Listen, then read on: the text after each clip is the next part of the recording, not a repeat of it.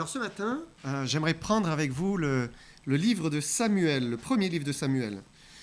Donc, pour le contexte, c'est le temps du premier roi d'Israël, donc vous vous souvenez, Saül. Saül était un roi qui avait été choisi par Dieu, c'était un roi qui était au départ humble, qui voulait obéir à Dieu, qui aimait l'Éternel, et qui se comportait bien, mais il va très vite déraper dès qu'il va se retrouver sur le trône du roi. Au départ, tout allait bien, et puis finalement, il va devenir un roi désobéissant. Alors, Dieu va se retirer de lui, il va lui ôter sa présence, sa bénédiction, et Saül va glisser de plus en plus dans l'orgueil et même la folie. Puis le prophète Samuel, donc, qui était à ses côtés, va mourir. Et Samuel était le dernier moyen pour Saül d'avoir un contact avec l'Éternel. Il se disait, au moins, l'Éternel est avec Samuel, et par lui, je peux quand même avoir un contact avec Dieu, je peux quand même demander des choses à Dieu. Et lorsque Samuel est mort, il s'est retrouvé totalement seul, absolument seul. Seul pour affronter ses ennemis, seul pour exercer ses responsabilités de roi, seul face à ses épreuves, quand on n'a plus Dieu. On va lire 1 Samuel 28, 5 et 6. À la vue du camp des Philistins, Saül fut saisi de crainte et un violent tremblement s'empara de son cœur. Saül consulta l'Éternel, et l'Éternel ne lui répondit point, ni par des songes, ni par l'Urim, ni par les prophètes. C'est le silence. Dieu s'est détourné de lui. Dieu merci. Pour nous chrétiens, ça ne peut pas arriver. On vient de le voir tout à l'heure. Si nous confessons nos péchés, Seigneur, pardonne-moi, et nous revenons à lui, alors sa grâce est toujours là. Il n'y a pas de péché trop grave que Dieu ne puisse pas pardonner. Dieu pardonne son enfant aujourd'hui. Mais il n'en était pas encore ainsi pour Saül, et à cette période de l'histoire, il va se retrouver seul. Alors que va-t-il faire ? 1 Samuel 28, verset 7.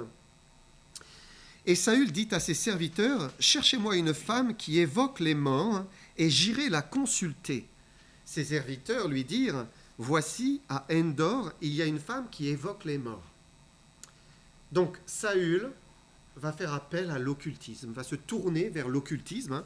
Ne pouvant plus avoir une réponse directe de Dieu, il va se tourner vers les ténèbres et il va vouloir entrer en contact avec le monde invisible, avec l'au-delà. Et ce matin, j'aimerais développer ce sujet qu'est l'occultisme et tout ce qui peut y avoir un peu derrière, la divination, la voyance, la radiesthésie, etc. Peut-être on va s'incliner courtement dans la prière. Seigneur éternel, merci Père de bénir maintenant ces instants, Seigneur. Et nous espérons en toi parce que tu es le Dieu de la vérité, Seigneur, et tu es le Dieu aussi qui est lumière. Tu es celui qui vient illuminer les ténèbres, qui vient les chasser, Seigneur, et tu viens révéler tout ce qui nous est nécessaire pour marcher avec toi, pour t'aimer. Seigneur, qu'il est bon d'être dans la lumière, d'être sous ta main, dans ta main. Seigneur, nous te bénissons de bien vouloir bénir ces paroles, de bénir ce partage, de bénir ta parole, qui est la vérité. Au nom de Jésus-Christ. Amen.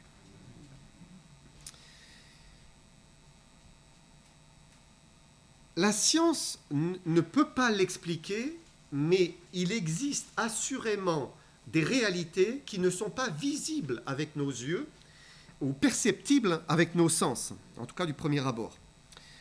Un jour, il y a un physiologiste qui s'appelle Virchow, et il a dit « l'âme, je ne l'ai jamais rencontrée au bout de mon bistouri. » Eh oui, évidemment.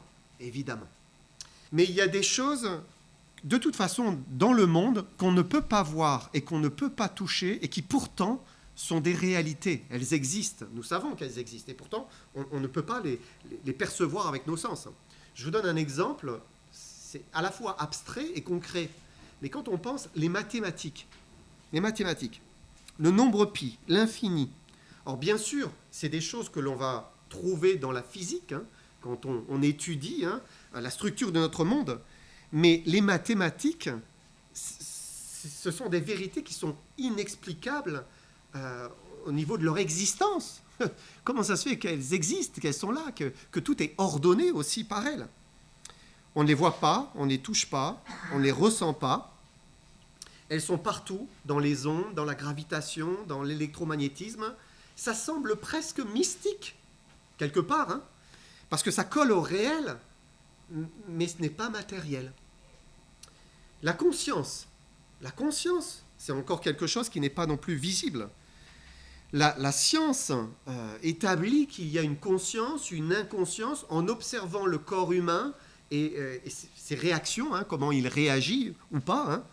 Mais la conscience elle-même, ce n'est pas juste un phénomène chimique, ça nous dépasse, hein, et pourtant, elle est bien réelle. On peut parler des sentiments, les sentiments qu'éprouve un être humain, l'amour, la joie, la colère, toutes ces choses, eh bien là encore, on ne peut pas l'expliquer par la chimie, dire c'est juste de la chimie. Et Dieu en fait partie. Dieu est esprit. Dieu est esprit. On ne peut pas démontrer scientifiquement l'existence de Dieu, mais pourtant, il n'en est pas moins vrai, agissant, réel. Et on le sait, nous qui croyons en lui, nous qui le voyons agir dans nos vies. Et il y a un monde spirituel, hein, que l'homme ne peut pas voir et ne peut pas démontrer. On ne peut pas. Saül, il avait au départ une relation avec l'Éternel, avec le vrai Dieu. Il avait entendu sa voix, il avait reçu son appel, il savait que Dieu parle, agit. Dieu avait parlé au travers de lui, hein. Il avait rempli de son esprit, hein. Il avait même prophétisé. Donc il savait que Dieu était agissant, hein. Mais depuis sa désobéissance, c'était le silence. Il n'y avait plus rien, plus de contact avec Dieu. 1 Samuel 28, verset 8. Alors Saül se déguisa et prit d'autres vêtements, et il partit avec 2 hommes. Ils arrivèrent de nuit chez la femme. Saül lui dit, « Prédis-moi l'avenir en évoquant un mort, et fais-moi monter celui que je te dirai. » Connaître l'avenir, voilà, il veut connaître l'avenir. C'est un souhait de l'homme depuis toujours, hein, de savoir eh bien, qu'est-ce qui va se passer le jour d'après. On aimerait savoir à l'avance, hein, particulièrement quand on est inquiet, comme Saül. Saül était très, très inquiet ce jour-là. Mais ça s'appelle la divination. C'est connaître, essayer de connaître l'histoire, hein, présent, futur. Alors les plus connus, c'est l'astrologie, la cartomancie, hein, avec les cartes. C'est la chiromancie, hein, essayer de lire les lignes de la main. Mais il y a plein de mancies. Les Romains pratiquaient l'anthropomancie. C'est un peu glauque, je suis désolé, mais c'est regarder dans les entrailles des animaux. Hein, bon. Il y a aussi l'oniromancie. C'est la divination donc, par l'interprétation des songes, des rêves. Et il y a des choses originales aussi. Il y a l'oomancie, c'est la divination par l'observation des œufs. Bon, si vous n'avez pas d'œufs, vous pouvez prendre le marc de café, hein, pour certains. Qu'est-ce que la Bible dit de cela? Est-ce qu'on peut lire l'avenir comme ça, au travers de toutes ces pratiques? Est-ce qu'on devrait le faire? On va prendre Deutéronome 18, 10 à 13. Il dit qu'on ne trouve chez toi personne qui fasse passer son fils ou sa fille par le feu, personne qui exerce le métier de devin, d'astrologue, d'augure, de magicien, d'enchanteur, personne qui consulte ceux qui évoquent les esprits ou disent la bonne aventure, personne qui interroge les morts, car quiconque fait ces choses est en abomination à l'Éternel. Et c'est à cause de ces abominations que l'Éternel, ton Dieu, va chasser ces nations devant toi. Tu seras entièrement à l'Éternel, ton Dieu. Donc la Bible, elle est très claire. Les Écritures sont très claires. Dieu ne veut pas que nous cherchions à connaître notre futur, notre avenir, hein, dans toutes ces pratiques occultes, hein, que ce soit l'astrologie, la divination, le spiritisme, la voyance. Hein, car quiconque fait ces choses est en abomination à l'Éternel. Il est en abomination, c'est une horreur, c'est abject, hein, une chose qui est répugnante pour Dieu. Pourquoi? Parce que c'est entrer en contact avec ce monde spirituel que l'on ne voit pas avec nos yeux, par un moyen qui n'a pas été donné par Dieu, qui n'a pas été établi par Dieu. On peut entrer en contact avec Dieu, Dieu qui est esprit, et Dieu attend qu'on vienne vers lui. Il a les bras ouverts, il a le cœur qui nous attend, mais il veut que ce soit d'une manière directe. On vient directement à lui, et particulièrement au travers de Jésus qui nous a ouvert la voie vers le Père. Et Saül cherche à entrer en contact avec le monde spirituel, mais lui par le biais d'une voyante, et par le biais d'une personne décédée, passée de l'autre côté. Dieu interdit le spiritisme, ce contact avec ce monde des esprits et des âmes décédées. Parfois, quand on est jeune, voilà, il y a des copains qui nous proposent, allez, on va aller s'amuser, et on commence à se mettre une petite ambiance, prendre une table, et puis voilà, on commence à essayer de parler aux esprits.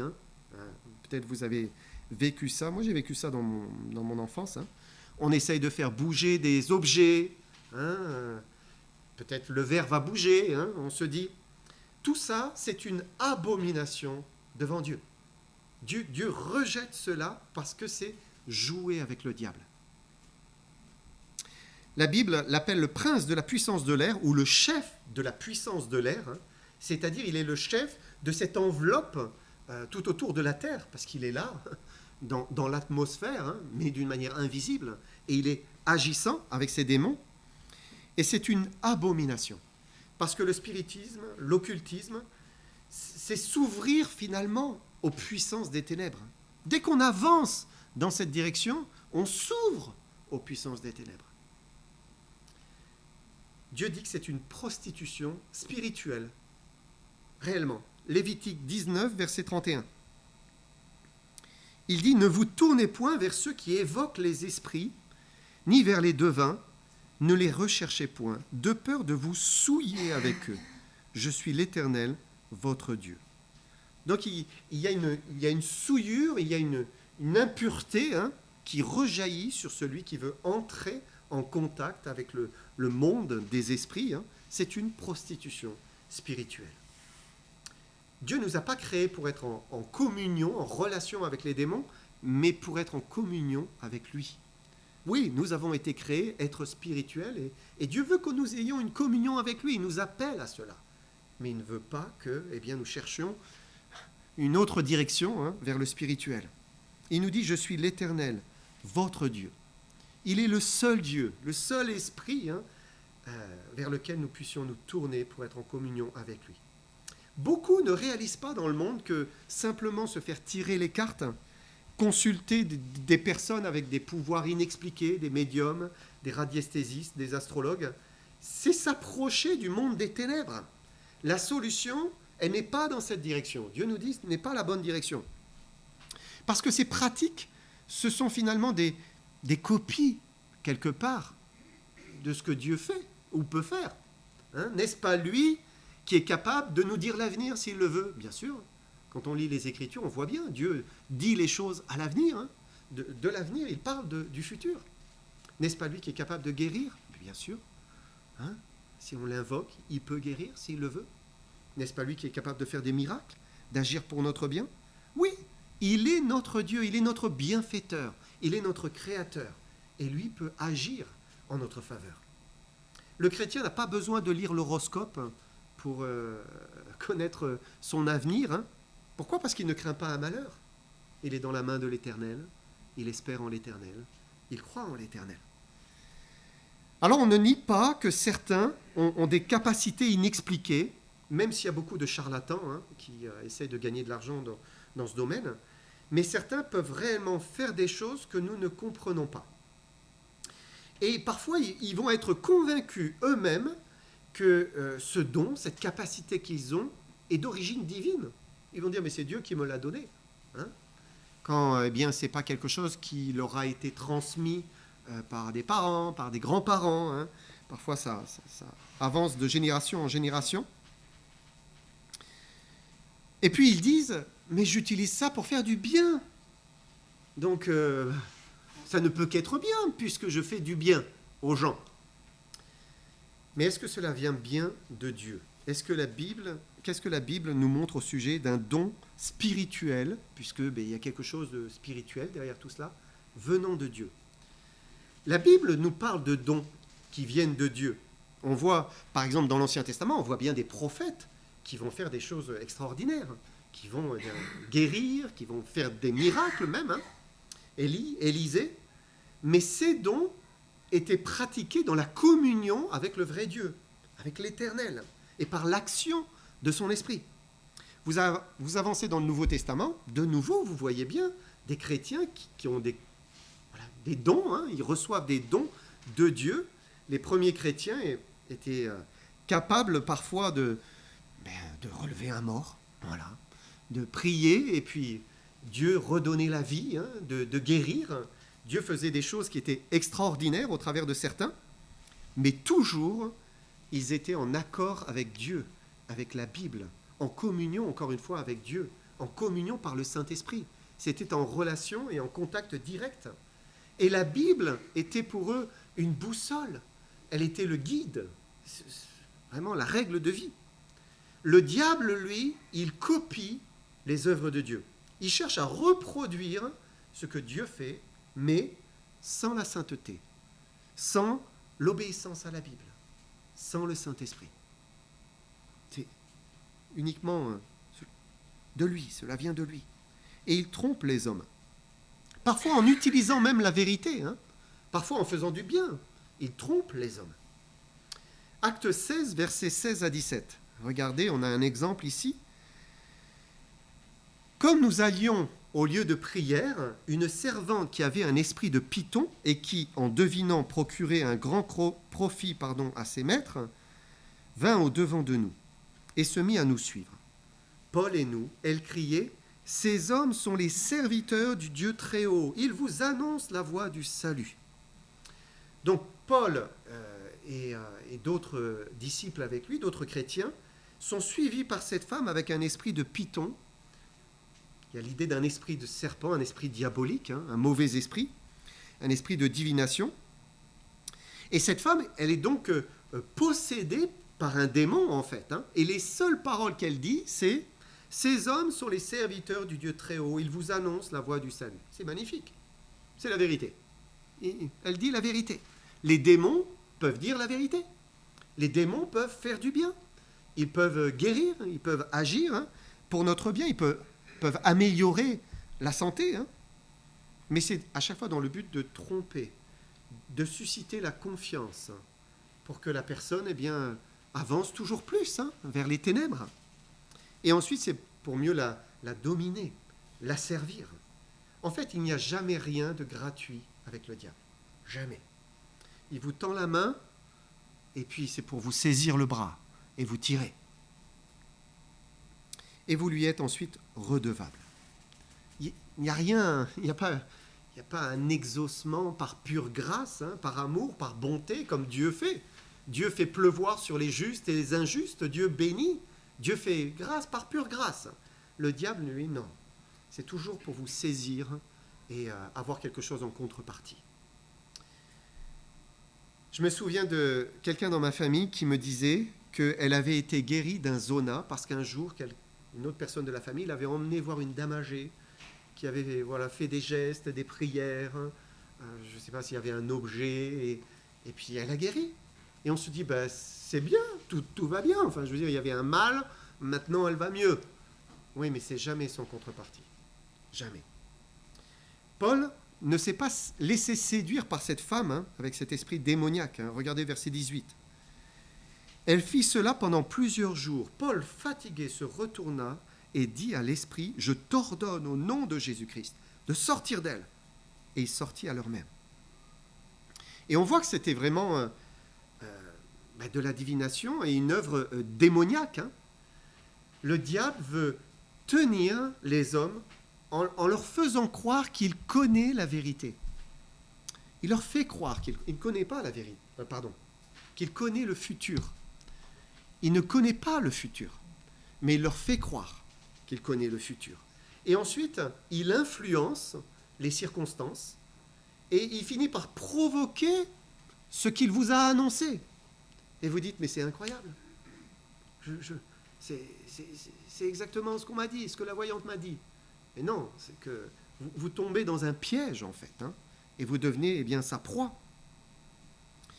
Combien de personnes sont prisonnières d'une cartomancienne, de quelqu'un qui fait de l'astrologie ou des choses comme cela? Même des gens éminents. Hein, vous vous souvenez Mitterrand. Mitterrand, eh bien, il est allé voir Elisabeth Tessier, astrologue et voyante. Hein. Voilà. Fréquemment, il l'a consultée. Je lisais que après la tentative d'assassinat de Ronald Reagan, c'est Nancy Reagan qui est allée voir un astrologue, donc Joan Quigley, dans le but d'essayer de prévenir à chaque fois eh bien, les déplacements de son mari, pour protéger. Pourquoi ? Parce que l'homme craint, il a peur, hein, il ne sait pas où se tourner, il aimerait des réponses, des pistes, il aimerait se protéger d'un malheur, hein, qu'on l'éclaire sur son futur. Mais Dieu ne veut pas cela. Dieu interdit cela. Ce qu'il veut, c'est qu'on vienne directement à lui, au travers de Jésus, son Fils. Toute autre démarche spirituelle est condamnée par le Seigneur. Lévitique 20, verset 27. Si un homme ou une femme ont en eux l'esprit d'un mort ou un esprit de divination, ils seront punis de mort. On les lapidera, leur sang retombera sur eux. C'est sévère. C'est très sévère, parce qu'il est interdit d'aller dans cette direction. Et pourtant, c'est ce que Saül va faire. Saül connaissait la loi de l'Éternel, la loi de Dieu, il savait que c'était une abomination, hein, mais il était tellement désespéré, il s'est dit, quand même, je transgresse, et j'avance. Hein. Regardez ce qu'il lui a demandé, 1 Samuel 28, verset 11.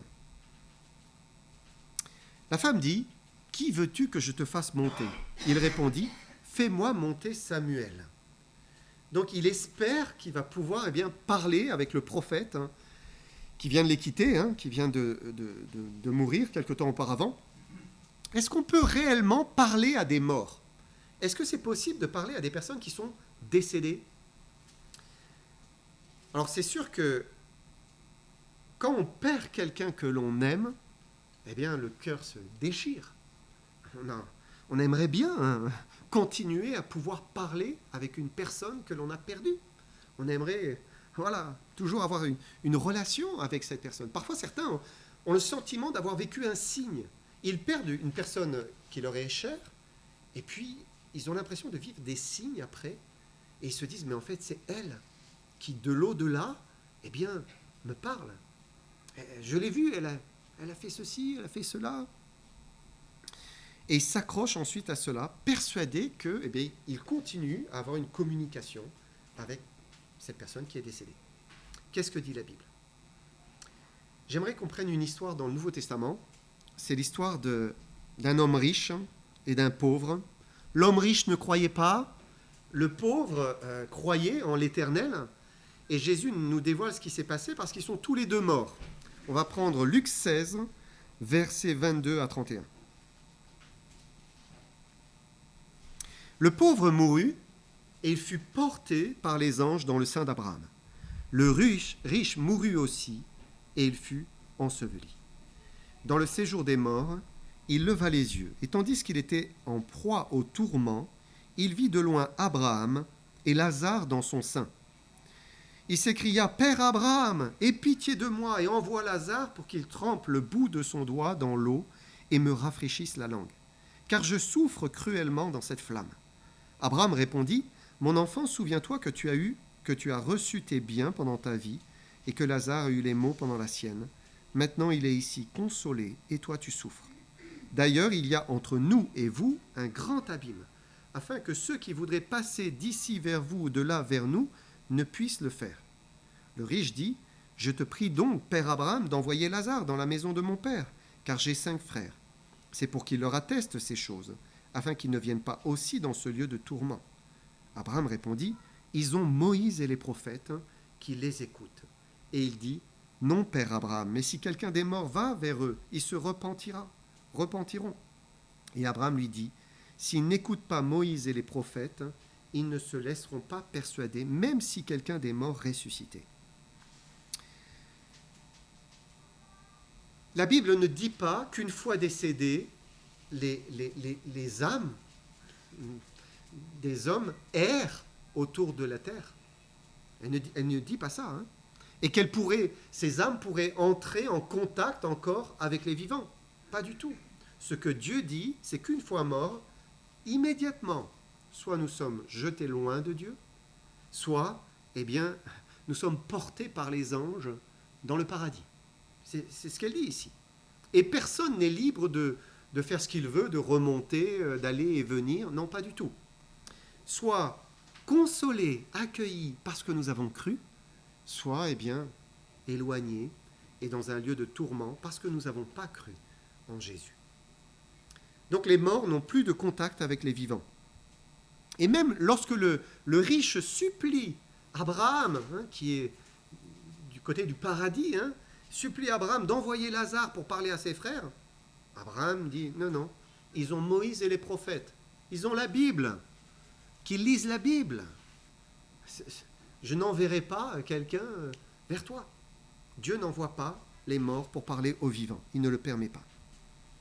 Et quand on lit l'histoire de Saül, si on reprend 1 Samuel, Saül a demandé à la voyante de parler avec Samuel. Et il va se passer quelque chose d'inattendu pour cette femme spirite. On va relire donc 1 Samuel 28, versets 12 à 16. Lorsque la femme vit Samuel, parce qu'il est remonté, hein, elle poussa un grand cri. Et elle dit à Saül, « Pourquoi m'as-tu trompé? Tu es Saül. » Le roi lui dit, « Ne crains rien, mais que vois-tu » La femme dit à Saül, « Je vois un Dieu qui monte de la terre. » Il lui dit, « Quelle figure a-t-il » Et elle répondit, « C'est un vieillard qui monte, il est enveloppé d'un manteau. » Saül comprit que c'était Samuel, et il s'inclina le visage contre terre et se prosterna. Samuel dit à Saül, « Pourquoi m'as-tu troublé en me faisant monter » Saül répondit, « Je suis dans une grande détresse, les Philistins me font la guerre, et Dieu s'est retiré de moi. Il ne m'a répondu ni par les prophètes, ni par des songes. Et je t'ai appelé pour que tu me fasses connaître ce que je dois faire. » Samuel dit, « Pourquoi donc me consultes-tu, puisque l'Éternel s'est retiré de toi et qu'il est devenu ton ennemi ?» Dans ce passage, on voit que la femme a poussé un grand cri en voyant Samuel. Pourquoi ? Pourquoi elle pousse un grand cri ? Si c'est son habitude de faire remonter les morts, hein, d'outre-tombe, et pourquoi elle crie ? Elle crie parce qu'elle n'a jamais vu ça, en fait. D'habitude, c'est pas comme ça que ça se passe. D'habitude, peut-être qu'elle ressent la présence d'un esprit, elle ressent des choses, hein, elle entend peut-être des voix, mais jamais elle voit réellement un mort qui remonte. Ça n'arrive pas.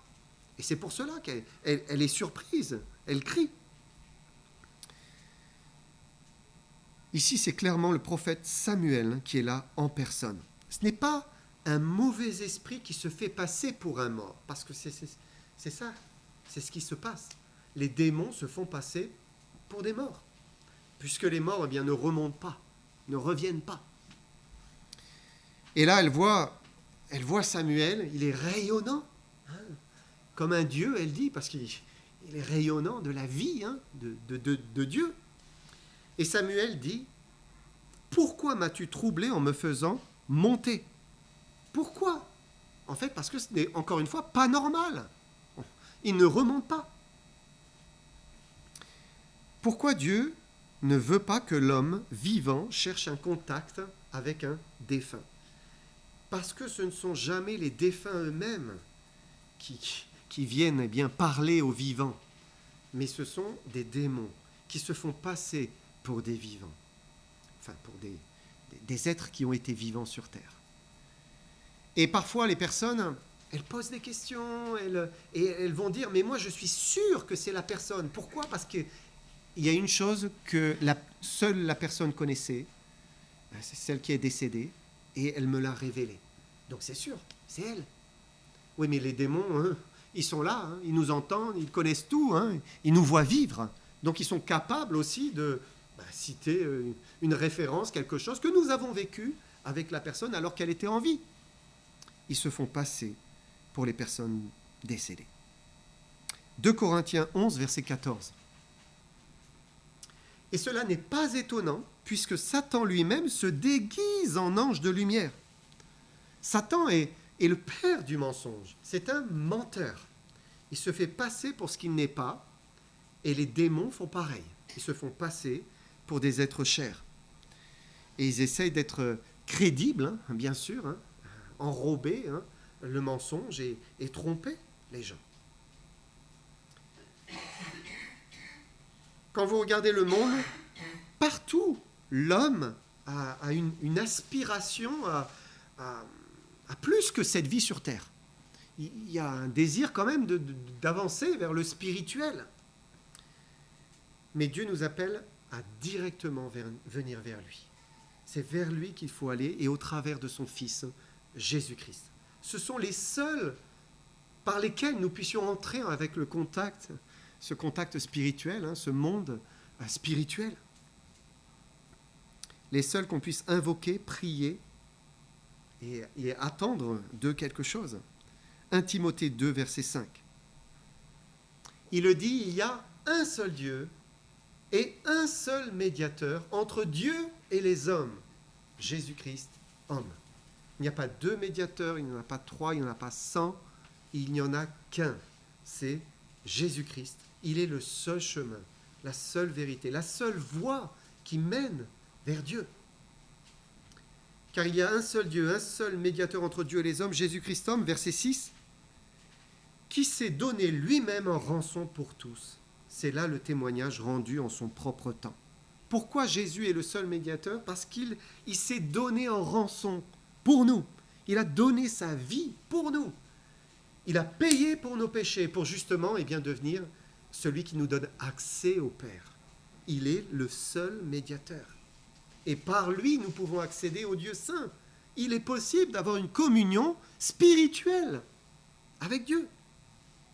Nous sommes des êtres spirituels. Et c'est normal d'aspirer quelque part à développer, à nourrir, hein, utiliser cette part spirituelle qui est en nous. Mais la seule voie, encore une fois, c'est par Jésus-Christ.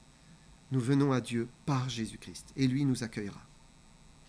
Toute autre tentative de contact avec ce monde spirituel, prière adressée aux morts, tentative de passer par un médium, de rentrer en contact avec des esprits, c'est du péché. C'est le péché. Un dernier verset qui le condamne, Lévitique 20, 6 à 7.